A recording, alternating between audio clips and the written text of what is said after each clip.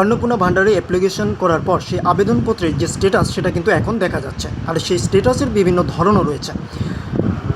এখানে যে স্ট্যাটাসটা আপনারা দেখতে পাচ্ছেন, এখানে দুটো বিষয় আপনাদের জানিয়ে রাখি এবং এটা একে অপরের সাথে শেয়ার করলে হয়তো আপনাদেরও উপকার হবে।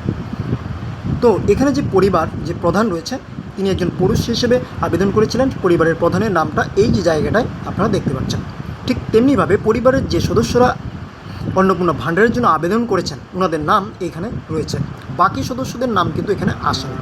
অর্থাৎ পরিবারে যদি 5 থেকে 6 জন ব্যক্তিও থাকে বা 8 জন ব্যক্তি থাকে, তাহলে ওনাদের মধ্যে যাদের অন্নপূর্ণা আবেদন করেছেন তারাই কিন্তু এখানে লিস্টের নামটা দেখতে পাবেন। বাকি সদস্যরা যদিও আবেদনপত্রের মধ্যে নাম রয়েছে, এখানে শো করছে না। হেড অফ দ্য ফ্যামিলির নামটা এখানে রয়েছে।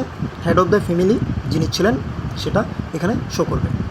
যে তারিখটা অ্যাপ্লাই করা হয়েছিল আবেদন, সেটা এখানে। এবার অ্যাপ্রুভড অ্যাপ্লিকেশান, আমি জানতে পেরেছি যে অ্যাপ্রুভড, যখন অ্যাপ্লিকেশনটা অ্যাপ্রুভড এখানে দেখাচ্ছে, উনি নিজে থেকেই বলেছেন যে ওনার অ্যাকাউন্টে টাকা ক্রেডিট হয়েছে। এখন এই যে এখানে রয়েছে যে পেমেন্ট ফেলুয়ার, এর বিষয়ে আমি জানতে পারলাম যে পেমেন্ট ফেলুয়ার কারণ হচ্ছে ওনার ডিবিটি লিঙ্ক ছিল না। এ থেকে বোঝা যাচ্ছে, আমার অভিজ্ঞতা থেকে বোঝা যাচ্ছে যে ব্যাংক অ্যাকাউন্টের সাথে ডিবিটি লিঙ্ক না থাকার কারণে উনি অ্যাকাউন্টটা এই টাকা পাননি, কিন্তু ওনার অ্যাপ্রুভাল হয়ে গিয়েছে।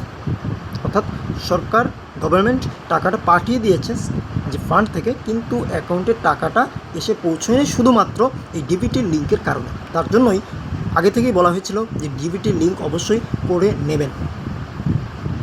তো এই যে বর্তমান স্ট্যাটাসটা, আশা করি অনেকেই বুঝতে পেরেছেন। যাদের ডিবিটি লিঙ্ক নেই তাদের কিন্তু এরকম স্ট্যাটাস আপনারা দেখতে পারেন, আর যাদের সম্পূর্ণভাবে অ্যাকাউন্টে ক্রেডিট হয়েছে তাদের এই ধরনের স্ট্যাটাসটা চলে আসবে। তবে আপনাদের বর্তমান স্ট্যাটাস কী আছে অবশ্যই জানিয়ে রাখতে পারেন।